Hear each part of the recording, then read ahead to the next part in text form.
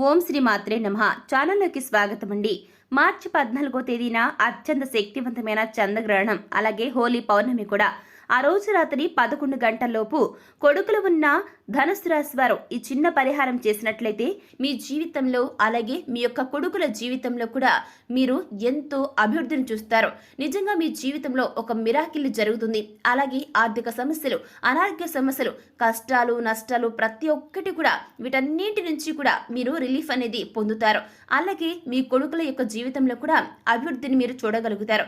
అయితే మార్చి 14వ తేదీన ఎంతో శక్తివంతమైన రోజు హోలీ పౌర్ణమి అలాగే చంద్రగ్రహణం కూడా. అయితే ఈ రోజు యొక్క విశిష్టత ఏంటి, అలాగే ఈ రోజున కొడుకులు ఉన్నవారు ఏ పరిహారం చేయాలి, ఈ పరిహారం ఎలా చేయాలి, చేయటం వల్ల మీకు కలిగే ప్రయోజనాలేంటి, ఇటువంటి ఎన్నో అంశాలను ఈ రోజు మనం ఈ వీడియో ద్వారా వివరంగా తెలుసుకునే ప్రయత్నం చేద్దాం. కానీ అంతకంటే ముందుగా మీకు మా స్మాల్ రిక్వెస్ట్, మీరు కనుక మన ఛానల్ని ఇప్పటి వరకు సబ్స్క్రైబ్ చేసుకోకపోతే వెంటనే సబ్స్క్రైబ్ చేసుకుని పక్కనున్న బెల్ ఐకాన్కి ఆల్ సెలెక్ట్ చేసుకుంటే మేము ఇలాంటి వీడియోస్ అప్లోడ్ చేయగానే ముందుగా మీ మొబైల్కి నోటిఫికేషన్ వస్తుంది. ఇక డీటెయిల్స్లోకి వెళ్తే 2025 సంవత్సరంలో 4 సార్లు గ్రహణాలు ఉన్నాయి. మార్చి 14వ తేదీన వచ్చేటటువంటి గ్రహణం మొదటి చంద్రగ్రహణం హోలీ పౌర్ణమితో కలిసి వచ్చింది కాబట్టి ఈ రోజుకు మరింత ప్రాముఖ్యత ఉంది. ముఖ్యంగా అమావాస్య, పౌర్ణమి తిథుల్లో పరిహారాలకు ప్రత్యేకమైనవిగా భావిస్తూ ఉంటాం. ముఖ్యంగా అమావాస్య, పౌర్ణమి తిథి రోజుల్లో ఏ పరిహారం చేసినా కానీ నమ్మకంతో, విశ్వాసంతో చేయండి. ఖచ్చితంగా దాని ప్రతిఫలం మీరు పొందుతారు. పౌర్ణమి తిథి రోజున చంద్రగ్రహణం అనేది ఏర్పడుతుంది. అయితే చంద్రగ్రహణం సమయంలో ఇంటి నుంచి బయటకు రాకూడదని, అలాగే చంద్రగ్రహణాన్ని నేరుగా కళ్ళతో చూడకూడదని చెప్తారు. చంద్రగ్రహణం సమయంలో గర్భిణీ స్త్రీలు బయటకు వెళ్లడం నిషేధించబడింది. జ్యోతిష శాస్త్రం ప్రకారం గనుక మనం చూసుకున్నట్లయితే చంద్రగ్రహణం గర్భాన్ని ప్రభావితం చేస్తుంది. కాబట్టి గర్భిణీ స్త్రీలు గ్రహణ సమయంలో ఆరు బయటకు కూడా వెళ్లకూడదు. అలాగే గర్భిణీ స్త్రీలు ఇంట్లో కుట్టు పని, అల్లికలు చేయనేకూడదు. ఇకపోతే గోళ్లను కత్తరించకూడదు. ఇంట్లో పూజా మందిరంలో ఉన్న దేవుని విగ్రహాలను కూడా తాకకూడదు. ఈ సమయంలో మంత్రాలను పఠించవచ్చు. గ్రహణ సమయంలో వంటగదికి సంబంధించిన పనులు చేయటం కానీ, వంట చేయటం కానీ అస్సలు చేయనేకూడదు. ప్రతి స్త్రీ కూడా ఈ విషయాన్ని గుర్తుపెట్టుకోండి. అయితే ఈసారి వచ్చేటటువంటి అంటే మార్చి 14వ తేదీన వచ్చే చంద్రగ్రహణం అనేది ఇది మొదటి చంద్రగ్రహణం కూడా. మన జీవితంలో గ్రహాలు, నక్షత్రాలకు ప్రత్యేకమైనటువంటి ప్రాముఖ్యత ఉంది. జ్యోతిష శాస్త్రం ప్రకారం గ్రహాల స్థానాల్లో మార్పులతో వ్యక్తి యొక్క అదృష్టంలో కూడా మార్పులుంటాయి. వీటిల్లో సూర్యగ్రహణం అలాగే చంద్రగ్రహణం ముఖ్యమైనవి. అయితే ఈ చంద్రగ్రహణం అనేది భారతదేశంలో మనకు కనిపించదు కనుక సూతక కాలం కూడా చెల్లదు. ఈ చంద్రగ్రహణం భారతదేశంలో కనిపించదు. కానీ చంద్రగ్రహణం తూర్పు ఆసియా, ఆస్ట్రేలియా, పసిఫిక్ మహాసముద్రం, అట్లాంటిక్ మహాసముద్రం, ఉత్తర ధ్రువం, ఉత్తర అమెరికా, నైరుతి యూరప్, దక్షిణ అమెరికా, దక్షిణ ధ్రువంలో కనిపిస్తుంది. ఇక ఈ ప్రాంతాల్లో ఉన్నటువంటి ప్రజలు ఖచ్చితంగా జాగ్రత్తలను పాటించాల్సి ఉంటుంది. అయితే ఈ గ్రహణం రోజు హోలీ పౌర్ణమి కూడా రావడం జరిగింది కాబట్టి ఈ రోజు చాలా విశేషమైనదని పండితులు సైతం చెప్తూ ఉన్నారు. ముఖ్యంగా కనుక మనం చూసుకున్నట్లయితే కనుక లక్ష్మీదేవికి పౌర్ణమి చాలా ఇష్టం అన్న విషయం మనందరికీ కూడా తెలిసిందే కదా. అయితే పౌర్ణమి రోజు లక్ష్మీదేవికి విశేషంగా ధూపదీప నైవేద్యాలతో పూజ కనుక చేస్తే అద్భుతమైనటువంటి ఫలితాన్ని పొందొచ్చు. అలాగే గ్రహణం ఉన్నా లేకపోయినా దైవనామస్మరణ చేయడం అనేది ఎప్పుడూ కూడా తప్పు కాదు. ఎందుకంటే దేవతారాధన ఎంత చేస్తే అంత ఫలితం మనకి దక్కుతుంది. కాబట్టి ఈ సమయంలో శివనామస్మరణ కానీ లేదా మీ ఇష్టమైన నామస్మరణ ఎవరైనా సరే మీ ఇష్టదైవం ఉంటే ఆ యొక్క ఇష్టదైవమైనటువంటి నామస్మరణ కానీ తప్పకుండా చేయొచ్చు. ఏది కుదరకపోతే కనీసం శివ పంచాక్షరి జపంతో అయినా సరే ఈ రోజు మీరు గడపండి. అలాగే మీరు రావి చెట్టుకు 108 సార్లు ప్రదక్షిణలు చేస్తే కనుక జాతకంలో ఉండే సకల దోషాలన్నీ కూడా తొలగిపోతాయి. పౌర్ణమి రోజున శివారాధన అలాగే విష్ణు ఆరాధన చేసి రావి చెట్టుకు ప్రదక్షిణలు చేస్తే గనక జాతకంలో ఉన్న ప్రతి దోషం కూడా తొలగిపోతుంది. ఈ పౌర్ణమి అనేది స్త్రీలకు మరింత ప్రత్యేకమైన రోజనే చెప్పాలి. ఈ రోజు ఉపవాసం చేసిన స్త్రీకి సంతాన భాగ్యంతో పాటుగా ఆమె జీవితంలో ఆమెకు వైధవ్యం కూడా ప్రాప్తించదు. అయితే ఈ యొక్క విశేషమైన పోలిక పౌర్ణమి రోజున పేదలకు అవసరమైన వస్తువులను దానం చేయటం వలన కూడా పుణ్య ఫలితాన్ని పొందుతారు. ఇంతటి విశేషమైన పౌర్ణమి రోజున కొడుకులు ఉన్న ప్రతి తల్లి చేయవలసిన పరిహారం ఏమిటి అనే విషయాన్ని తెలుసుకుందాం. అయితే ముఖ్యంగా ఈ పరిహారాన్ని మీ కొడుకు చిన్న పిల్లవాడైనా సరే, పెద్ద పిల్లవాడైనా సరే ఈ పరిహారం చేసుకోవచ్చండి. పౌర్ణమి రోజున ఈ చిన్న పరిహారం చేసుకున్నట్లయితే కనుక ధనం మీకు బాగా కలిసి వస్తుందండి. ఆర్థిక అభివృద్ధి కూడా కలుగుతుంది. ఈ యొక్క మీ జీవితంలో మిరాకిల్ జరగడాన్ని నిజంగా మీరే గమనిస్తారు. జీవితంలో ఆర్థిక ఇబ్బందులు అనేవి ఉండవు. మీ లైఫ్ లో డబ్బుకు లోటు అనేది ఉండదు. ధనవర్షం కురుస్తుంది.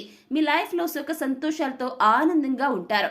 మరి ఎంతో పవర్ఫుల్ అయినటువంటి శక్తివంతమైన ఈ హోలీ పౌర్ణమి చంద్రగ్రహణంతో కలిసి వచ్చిన రోజున ఈ యొక్క పరిహారాన్ని ఎలా చేయాలి అనే అంశాల గురించి ఇప్పుడు మనం డీటెయిల్డ్ గా తెలుసుకుందాం. అలాగే ముక్కోటి దేవతల యొక్క అనుగ్రహాన్ని పొందడానికి ఎటువంటి విధి విధానాలు పాటిస్తూ ఈ యొక్క పరిహారాన్ని చేయాలి అనే అంశాలను ఈ వీడియోలో మనం చాలా క్లారిటీగా తెలుసుకునే ప్రయత్నం చేద్దాం. సనాతన సాంప్రదాయంలో పౌర్ణమి తిథికి సంబంధించి చాలా మతపరమైనటువంటి ప్రాముఖ్యత ఉందండి. అటువంటి పౌర్ణమి తిథి నాడు చెడు శక్తి తీసేయడానికి, అంటే నెగిటివ్ ఎనర్జీని తీసేయడానికి చిన్న చిన్న పరిహారాలు మనం చేస్తూ ఉంటాం కదా. ఇక పెద్దలు చెప్పినటువంటి ఈ చిన్న పరిహారాలు చేసుకోవడం వల్ల ధనపరమైన సమస్యలన్నీ కూడా తొలగిపోతాయండి. మీ చిన్న పిల్లలు, అదేవిధంగా గుర్తుపెట్టుకోండి, మీ పిల్లలు చిన్నవాళ్ళైనా సరే, చిన్న పిల్లలైతే ఇంట్లో మారం చేయకుండా ఉంటారు. పెద్దలైతే ఎవరైతే ఉంటారో ఆ యొక్క పెద్దలు చెప్పిన మాట కూడా వింటారండి. అలాగే పెద్దవాళ్ళైతే ధనం ఎక్కువగా సంపాదిస్తారు. వారిలో ఉన్న దృష్టి దోషాలన్నీ కూడా తొలగిపోతాయి. ఎప్పుడైనా సరే చిన్న పిల్లలు బాగా చదువుతున్నా, లేదంటే పెద్ద పిల్లలు అధికంగా ధనం సంపాదిస్తున్నా దృష్టి దోషాలు అనేవి కామన్ గా తగులుతూ ఉంటాయండి. మనం కూడా చూస్తూనే ఉంటాం. మరి అటువంటి దృష్టి దోషాలను తొలగించుకోవచ్చు. అలాగే పౌర్ణమి చంద్రగ్రహణం కలిసి వస్తే మరింత విశేషమైనదిగా చెప్పబడి ఉంది. అంతేకాదు ఈ పరిహారం చేయటం వల్ల మీ పిల్లలకు ఉన్న చెడు దృష్టి అంతా తొలగిపోయి పిల్లలు కూడా వృద్ధిలోకి వస్తారండి. ఈ రోజున దీపారాధన ఖచ్చితంగా చేయాల్సి ఉంటుంది. మీ పిల్లలపై ఉన్న చెడు దృష్టిని తొలగించడం కోసం పౌర్ణమి రోజున ఈ పరిహారం పాటించండి. ఈ పరిహారం ఏ విధంగా చేయాలి అనే విషయాన్ని చూసుకున్నట్లయితే కనుక ముందుగా ఒక రెడ్ క్లాత్ ని తీసుకోండి. అయితే మీ ఇంట్లో కనుక రెడ్ క్లాత్ లేదనుకోండి, పసుపు పచ్చని క్లాత్ కూడా తీసుకోవచ్చండి. తర్వాత ఆ యొక్క ఎర్రని క్లాత్ తో గళ్ళ ఉప్పును వేయండి. గుర్తుపెట్టుకోండి, ఆ ఎర్రని క్లాత్ లో గళ్ళుప్పు అంటే అంటారు కదండి, రా సాల్ట్ అంటాం కదా, ఆ యొక్క ఉప్పును వేయండి. ఆ తర్వాత అందులోనే ఒక 2 లవంగాలను వేసేయండి. ఈ విధంగా వేయటం వలన మీ కొడుకుపై ఉన్న చెడు దృష్టి అంతా కూడా తొలగిపోతుందండి. నర దృష్టిని తొలగించే శక్తి ఈ గల్లుప్పుకు ఎక్కువగా ఉంటుంది. లవంగాలను వేసిన తర్వాత వాటిపైన కొంచెం కుంకుమను కూడా వేయండి. ఆ తర్వాత వీటన్నిటిని కలిపి ఒక రెడ్ క్లాత్ లో వేయమని చెప్పాం కదా, ఆ మూటను దాన్ని ఒక మూటలా కట్టండి. దీన్ని ఎడమ చేతితో పట్టుకుని మీ కొడుకును తూర్పు ముఖంగా కూర్చోబెట్టండి. వారి ఎడమ చేతి వైపు నుంచి కుడి చేతి వైపుకు ఒక 5 సార్లు వారి చుట్టూ తిప్పండి.